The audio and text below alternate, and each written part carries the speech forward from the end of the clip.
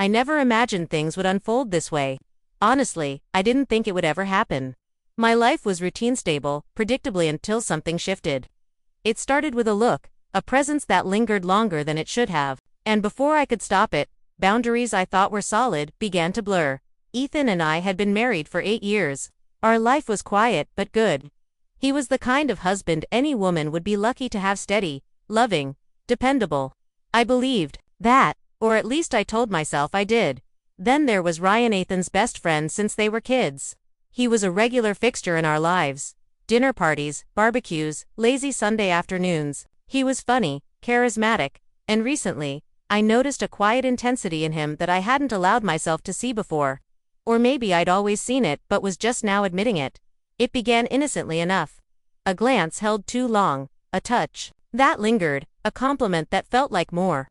"You look beautiful today." So simple. But when Ryan said it, it landed differently. I kept telling myself I was imagining it, reading into things that weren't there, but the more I tried to push it away, the more undeniable it became. One evening, Ethan invited Ryan over for dinner, nothing unusual. We shared food, laughter, and conversation, but there was tension beneath it all. Every time I looked at Ryan, he was already watching me.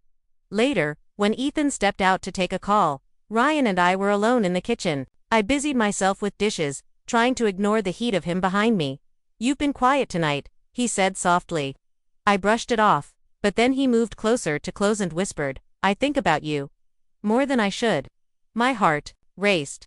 I told him to stop, but the way he looked at me made it clear this wasn't just in my imagination, and the worst part, I hadn't completely wanted him to stop.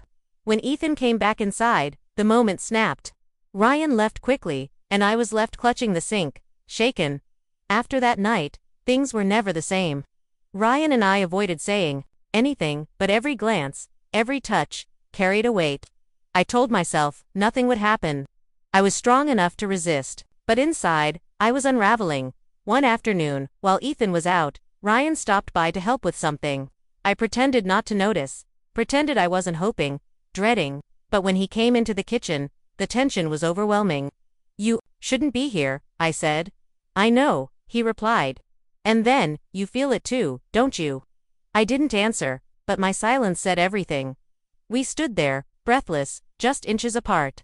I should have pushed him away, but I didn't. Ethan returned before anything more could happen. But the damage had already been done. I couldn't stop thinking about him.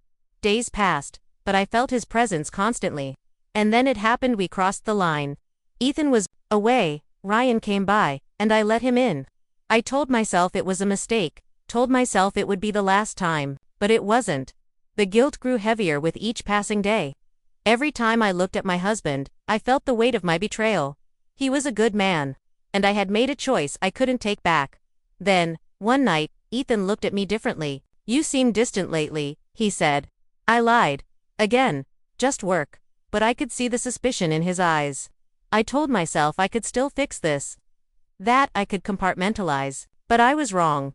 Ryan and I kept finding ourselves in stolen moments, chasing a feeling that was equal parts intoxicating and destructive. And every time, I promised myself it was the last, that I could stop.